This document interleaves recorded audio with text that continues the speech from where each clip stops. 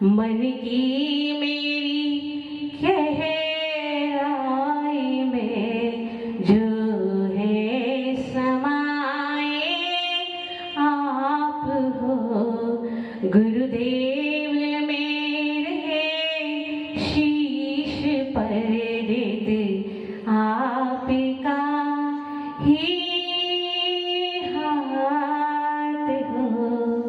बोलिए परम श्री सुंदर साई गुरुदेव की, द्वादशांग जिनवाणी माता की।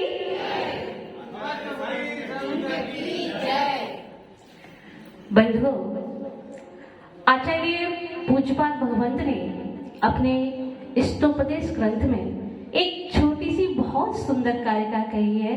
क्या कह रहे हैं आचार्य भगवान? राग द्वेष दई दीर्घ नेत्राकर्षण कर्मणा अज्ञाना सुचिरम जीवो संसाराब्धो भ्रमत्यसो। क्या कह रहे हैं आचार्य भगवान? असौ जीवा, असौ जीवा यानी ये जीव, संसाराब्धो संसार रूपी समुद्र में, यह जीव संसार रूपी समुद्र में, अज्ञानात अज्ञान के कारण, यह जीव संसार रूपी समुद्र में अज्ञान के कारण, सुचिरम माने दीर्घकाल से, लंबे समय से। पहले जब वयोवृद्ध लोग आशीर्वाद दिया करते थे तो बोलते थे चिरंजीव भवा। क्या मतलब? लंबी आयु हो, देर तक जियो। तो यहाँ भी वही अभिप्राय है, अनादिकाल से। कैसे? अनादिकाल से यह जीव संसार रूपी समुद्र में अज्ञान से, अनादिकाल से। कैसे? राग द्वेष द्वय, राग द्वेष रूपी दो, दीर्घा माने डोरी से, नेत्राकर्षण कर्मणा, नेत्राकर्षण कहते हैं मथाने को, जिससे अपन दही मिलोते हैं। तो और कर्मणा जो कार्य होता है ना, रस्सी को आगे पीछे करने का, वह कार्य। तो जैसे मथाने की रस्सी से को एक बार आगे करते हैं और एक बार पीछे करते हैं तो हमें क्या प्राप्त होता है? मक्खन प्राप्त होता है। ऐसे ही ये जीव जो है मथाने की रस्सी को खींचे के समान इस संसार समुद्र में अनादिकाल से राग द्वेष के कारण क्या कर रहा है? भ्रमण कर रहा है, घूम रहा है। कहने का आशय क्या है कि ये जो जीव है संसार में किस लिए भटक रहा है? राग और द्वेष के कारण। राग और द्वेष ही वास्तव में इस संसार के कारण है। राग क्या? जब किसी के गुणों में भी दोष नजर आने लगे, जब किसी के दोषों में भी गुण नजर आने लगे तो वह क्या है? राग। समझ लेना चाहिए कि हमारे अंदर राग की परिणति हो रही है। और जब किसी के गुणों में भी दोष नजर आने लगे तो हम क्या समझें? हमारी प्रवृत्ति कैसी हो रही है? द्वेष की हो रही है। जब हमारे अंदर राग और द्वेष की परिणति होती है तो हम अनंत कर्मों का संचय कर लिया करते हैं। हम जानते हैं कि 25 कसाय होती हैं और 25 कसाय में से 13 कसाय राग रूप हैं और 12 कसाय द्वेष रूप हैं। कहने का तात्पर्य यही है कि संसार का मूल कारण क्या है? राग है, क्योंकि राग से ही द्वेष उत्पन्न होता है। द्वेष कहीं अलग से नहीं आता, राग से ही उत्पन्न होता है। राग ही द्वेष का जन्मदाता है। जितना जितना राग होगा उतने उतने अंशों में भी द्वेष होगा। आचार्य भगवान कहते हैं यत्र राग कदम धत्ते द्वेष तत्रे भी निश्चया। जहां राग होता है वहां निश्चित रूप से द्वेष होता ही होता है। कैसे? मान लीजिए एक माँ के 2 बेटे हैं और माँ एक को तो खूब बढ़िया खिलाए और एक को सामान्य सा भोजन कराए, तो क्या होगा? बच्चे क्या कहेंगे? माँ भेदभाव करती है, उससे तो राग करती है और उससे द्वेष करती है। लेकिन ऐसा नहीं होता। माँ के लिए तो अपने दोनों बच्चे समान हुआ करते हैं, पर हो सकता है कि उसकी जो डाइट है उसमें फर्क हो सकता है उसके पुण्य में फर्क हो। कभी कभी किसी बच्चे की शादी होती है तो अरबों रुपए खर्च हो हो जाया करते हैं, और जब दूसरे की शादी होती है तो सामान्य से हुआ करती है। तो क्या कहेंगे, इसमें माँ बाप का दोष थोड़ी ना है। हो सकता है कि उस समय उनकी स्थिति बहुत अच्छी हो और उन्होंने उसका काम बहुत अच्छे से किया हो, और जब दूसरे की हुई हो तो सामान्य रूप से हुई हो।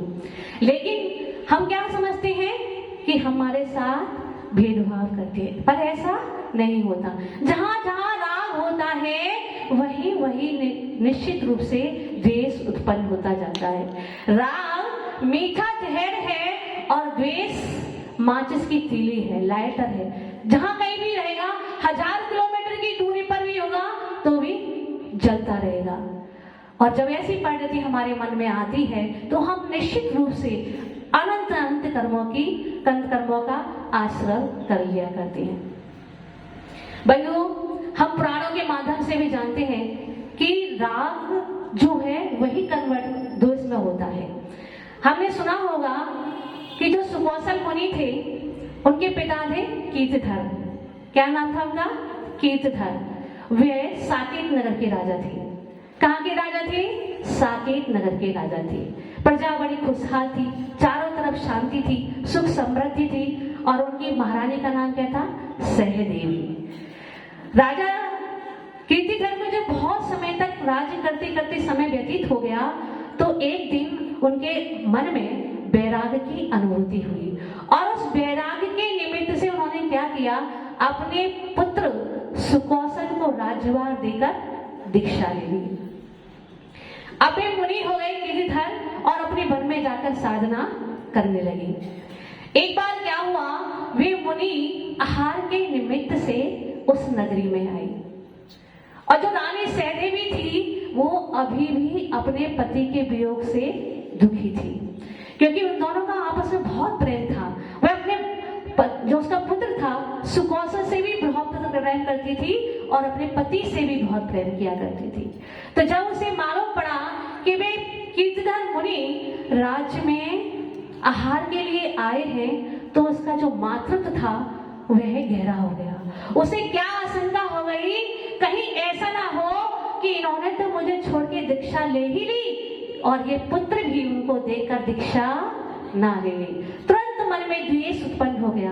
क्या किया, अपनी दासियों को, सेवकों को कहकर मुनियों को नगर से बाहर कर दिया। फिर क्या हुआ, फिर जो धाय थी जिसने सुकौशल का पालन पोषण किया था वह रो रही थी। उसको देखकर राजकुमार सुकौशल ने पूछा कि क्यों रो रही हो। कारण पता चला कि माँ ने, हमारे जो पिता थे जिन्होंने मुनि दीक्षा ले ली, जो आज इस नगरी में आहार के निमित्त से आए थे, माता ने उनको नगर से बाहर करवा दिया। क्या हुआ, वह सुकौशल भी अपने पिता को ढूंढते ढूंढते ढूंढते वहां पहुंच गए जहां उनके मुनि और पिता कीर्तिधर स्वामी बैठे थे। निवेदन कर दिया पिता के चरणों में कि हे स्वामी, आपने तो दीक्षा लेकर अपना कल्याण कर लिया, तो मुझे क्यों इस राज्य में राजपाट में फंसा दिया। मुझे भी दीक्षा देकर कृतार्थ कीजिए, मेरे भी जन्म को सफल कीजिए।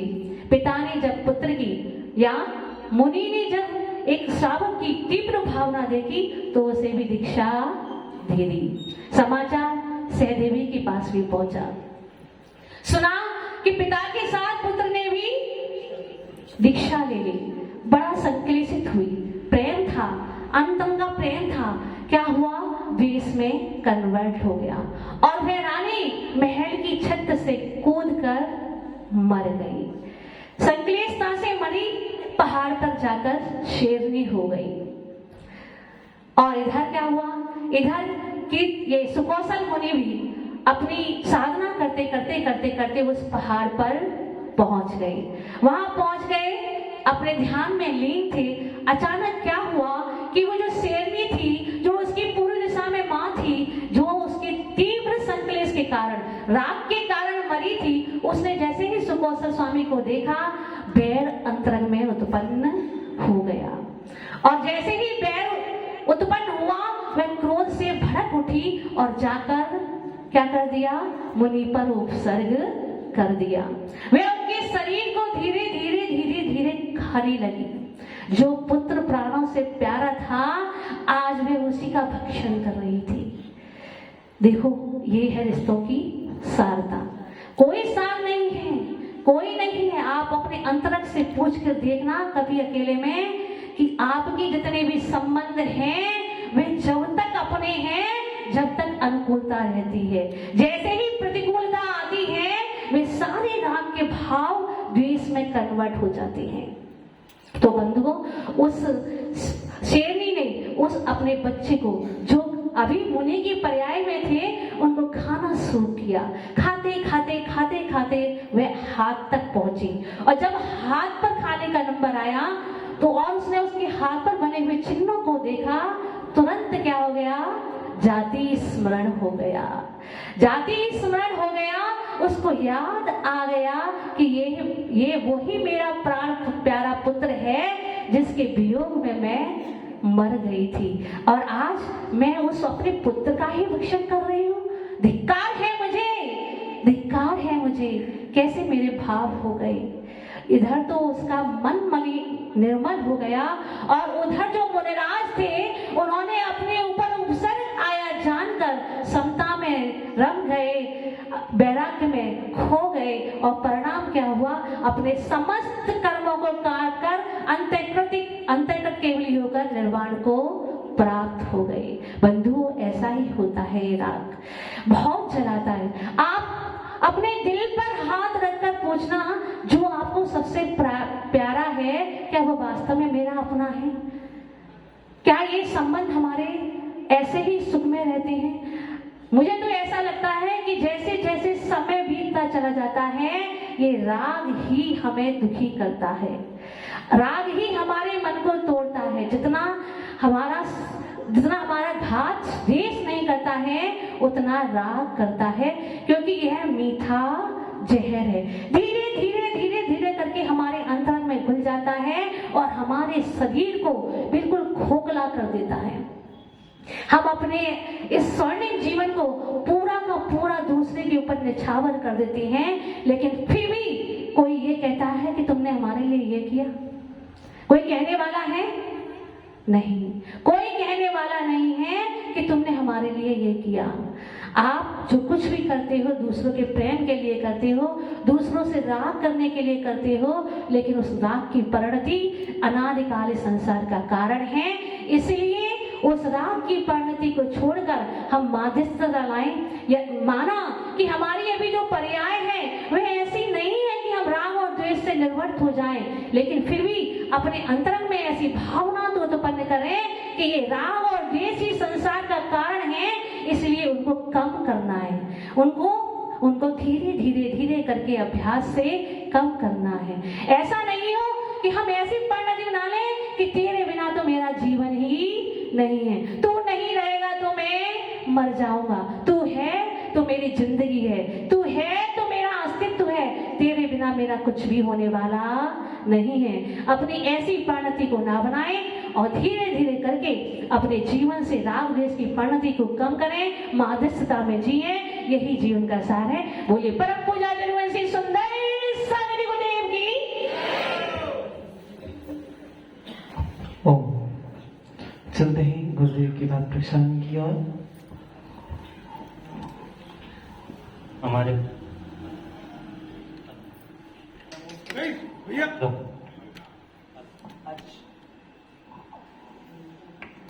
हेलो, हमारे बीच मुंबई से डॉक्टर सालिया जी और प्रतापगढ़ हमारे वकील साहब सालिया जी दोनों पधारे हैं। कृपया पधारें, श्रीफल अर्पण करें गुरुदेव को। चलिए बात प्रसारण की।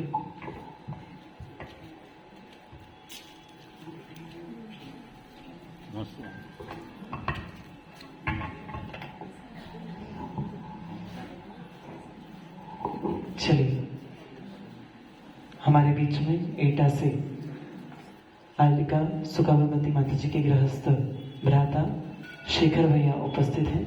वह आएंगे और गुरुदेव के पाद प्रक्षालन करेंगे, एवं उसके साथ में ही श्रीलिका श्री सुनम्यवती माता जी की गृहस्थ अवस्था के जेठ जी वह भी हमारे बीच में उपस्थित हुए। वह भी आएंगे और गुरुदेव के पाद प्रक्षालन का सौभाग्य प्राप्त करेंगे। आइए।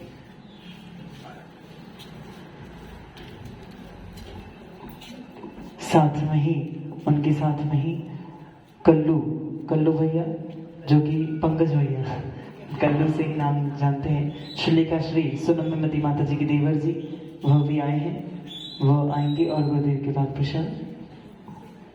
चाहे जैसे मुझे रख लो, कुछ ना कहूँगा मैं, चाहे जैसे मुझे रख लो, कुछ ना कहूँगा मैं, तेरा ही था तेरा ही हूँ, तेरा रहूँगा मैं, तेरा ही था तेरा ही हूँ, तेरा रहूँगा मैं, चाहे जैसे मुझे रख लो, कुछ ना कहूँगा मैं, तेरा ही था तेरा ही हूँ, तेरा रहूँगा मैं। बोली द्वादश शंख जिनवाणी माता की।